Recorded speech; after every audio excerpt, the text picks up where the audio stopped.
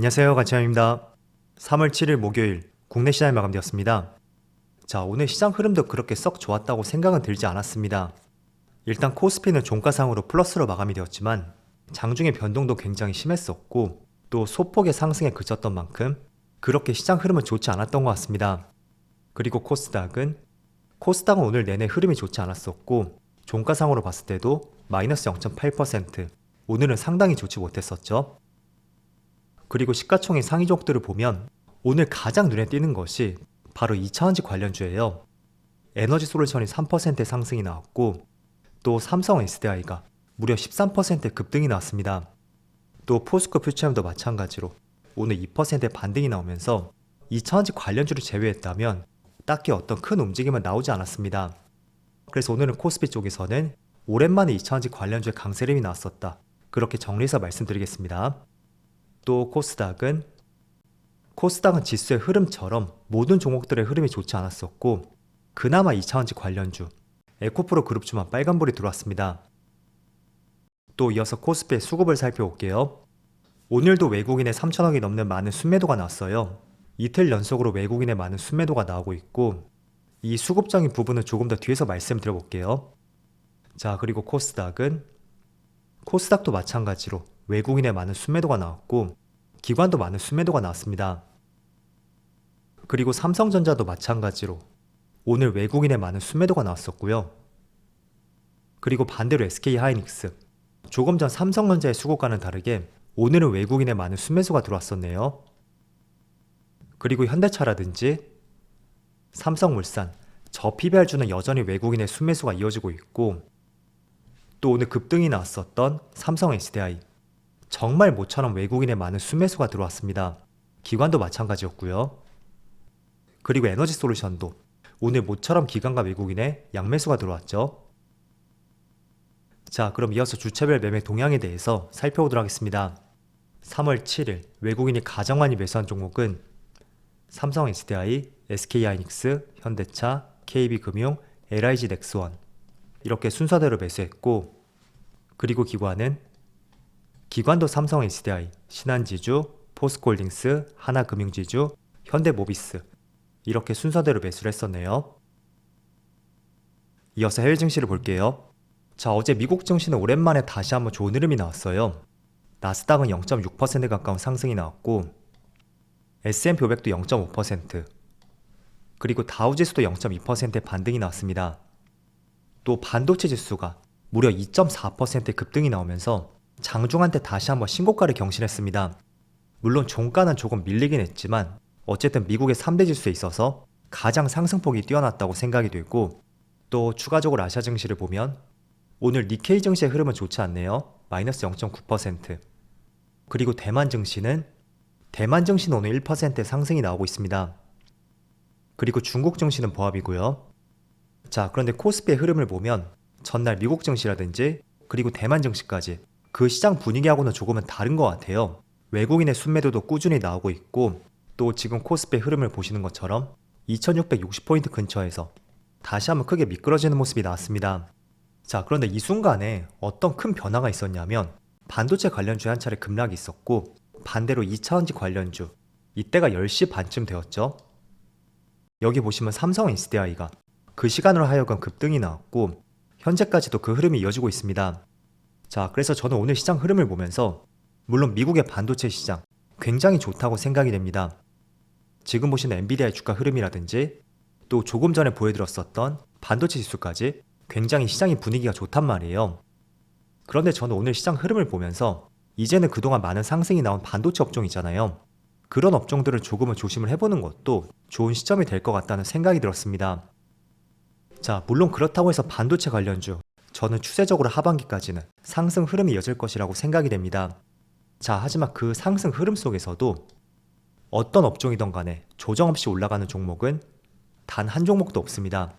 그래서 그런 생각들은 이제는 조금 해볼 때가 되었다고 생각이 되고, 그리고 그 근거를 몇 개 제시해보자면 어제 한 차례 말씀드렸었던 반도체 RSI 지수, 지금 충분히 과열권에 접해 있는 것을 볼 수가 있을 거예요. 그래서 미국 시장에서도 조정이 나올 가능성이 있다고 생각이 되고, 또 그동안 AI 반도체에 대해서 약간은 피로감을 느낄 정도로 재료가 오랜 기간 유지가 되었다고 생각이 됩니다. 그래서 그런 생각들이라든지 자, 그리고 반도체 관련주가 오전장에 빠졌을 때 반대로 2차전지 관련주들 삼성 SDI 오늘 장중에 VI까지 가더라고요. 그리고 에너지 솔루션도 마찬가지로 약간은 다른 흐름이 나왔다는 것이 단기적으로 업종 순환매가 발생될 가능성에 대해서도 한번 생각을 해볼 필요가 있습니다. 그리고 또 세 번째 이유, 지금 현재 촬영 시점이 1시 반이거든요. 그래서 종가까지는 조금 더 살펴봐야 되겠지만 외국인의 순매도가 이틀 연속으로 1000억이 넘는 많은 순매도가 나오고 있습니다. 자, 그동안의 매수세를 보면 단 한 번도 1000억을 넘지 못했었고 심지어 이틀 연속으로도 외국인의 순매도가 나온 적은 없었습니다. 그래서 그런 것들을 가정을 하게 된다면 이때 주로 들어왔던 외국인의 수급이 반도체라든지 저PBR주 이쪽으로 많이 흘러 들어갔었거든요.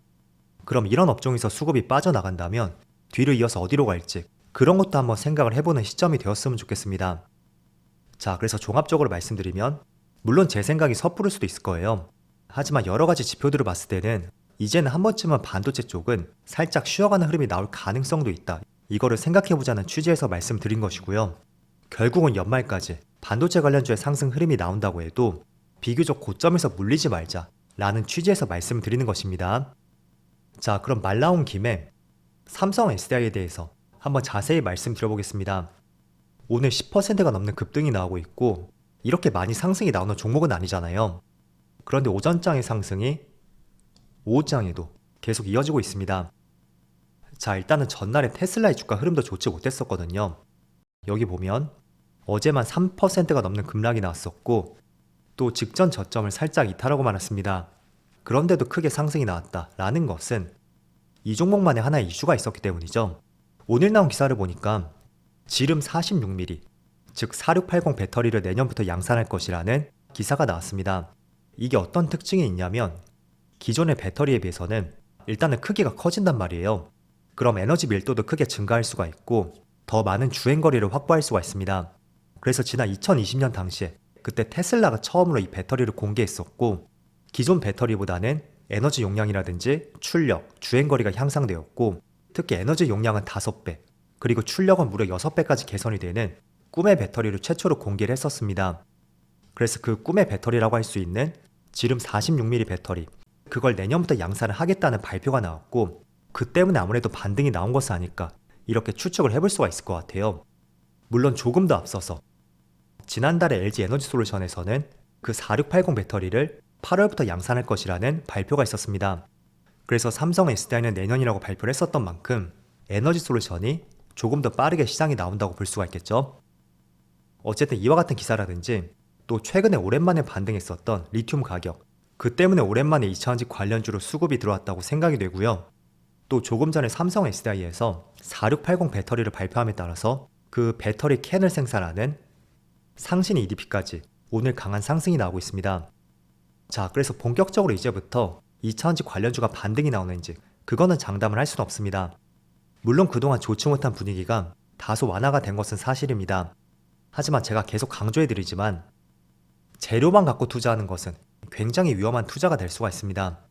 정말 최악의 경우에는 기사에 낚일 가능성도 있거든요. 그래서 제가 항상 강조해드리는 것은 주봉상 22평선을 돌파하기 직전까지는 절대 좋은 기사가 나온다고 해서 매수하지 말자, 이 점을 권장해드리겠고 주봉상 22평선을 돌파했을 때는 또 어떤 관점을 가져야 되는지 그거는 제가 꾸준히 말씀을 드리고 있어요. 지금 이 종목을 통해서도 말씀드려볼게요. 자, 과거에도 보면 한 8개월 정도 주가에 하락이 나왔었죠. 그런데 처음으로 주봉상 22평선을 돌파했어요. 그런데 다시 주가는 또 빠지기 시작을 했습니다. 하지만 직전 저점을 이탈하지 않았었고 저점을 높여가면서 추세적으로 상승 분위기로 반전이 되었거든요. 지금 이런 현상들은 지난 2023년 당시 하이닉스하고 삼성전자의 흐름을 보시면 조금 더 명확하게 이해가 되실 겁니다. 그래서 주봉상 22평선을 돌파하기 직전까지는 가급적이면 매수하지 말자, 그런 말씀 드리겠고, 그리고 혹시나 돌파했다고 해도 한 차례 더 눌릴 가능성이 있으니까 이런 부분은 꼭 염두를 해두시고 눌렸을 때는 반드시 직전 저점을 이탈해서는 안 된다, 그 점을 꼭 강조해 드리겠습니다. 자, 그럼 오늘 시장 흐름은 그렇게 썩 좋지 못했었는데 늦은 시간까지 수고 많으셨고요. 저는 내일 영상에서 다시 찾아뵙도록 하겠습니다. 모두 즐거운 저녁 되세요. 감사합니다.